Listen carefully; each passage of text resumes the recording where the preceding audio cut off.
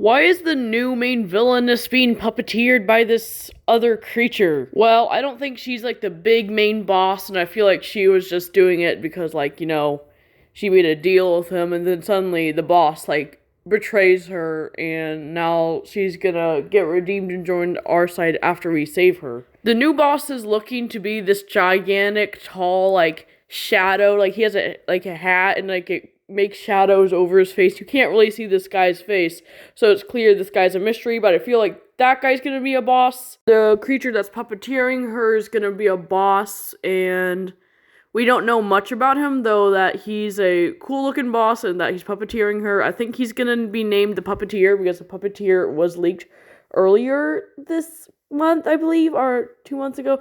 But it's been a really interesting topic so far. As for the shard flying into the new reality, which isn't reality 0, which is really fun because we're like traveling, or I've seen some theories that it could be a whole new planet. Like, both Chapter 5 and Chapter 6 are taking place on a new planet, and now this, because it's the beginning of Charlie Wynn's story, so I'd be surprised if they both are in the same area or something, so we could easily return to it.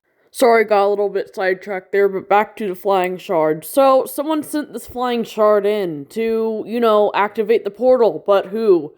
Who I think it is to be the last reality, or the Nothing, or probably a new evil force, and they're probably teamed up, or the Nothing kind of like knew about this like void thing and that they're trapped, and he started like planning things out, and he's like, you know what, we need something to activate this gate to let these guys in, which I think this story has a better story than the gate story in Chapter 4. I'm sorry, I love Oathbound, but like, they fumbled kind of bad. Like, there wasn't really cinematics or anything to really tell what was going on. Like, the only thing you had was gameplay. There's been a lot of theories going around on who Hope's new friend is.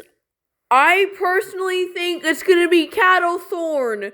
But, like, I think he's gonna introduce himself by, like, a different name. But, like, by the end of the season, he's probably gonna be like, Hope, since we now know each other very well and stuff, my, last name's Thorn, and one of my other names is Cato, and then Jones is gonna be like, what? If Jones is even there, where is Jones? Like, I saw a snapshot of him and Peely, but, that's just kind of there, that they're always been there, but, where's the Vengeance Jones?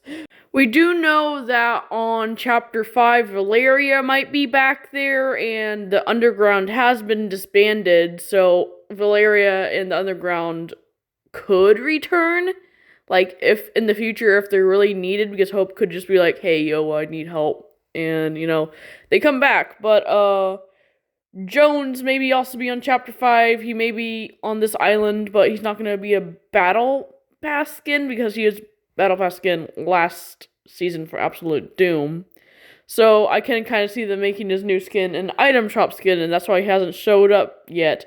But I feel like he's gonna meet this guy, or like he's gonna come in later and meet the new guy and be like, hey yo guys, I'm sorry I'm late.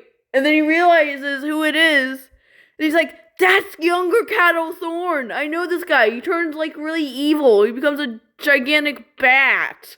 Maybe this void stuff is the reason he turns into a vampire in the first place. But overall, I do have a lot of hype for this season. I'm very excited. And it's been a long time since we had a cinematic, and just the graphics and everything looks so good.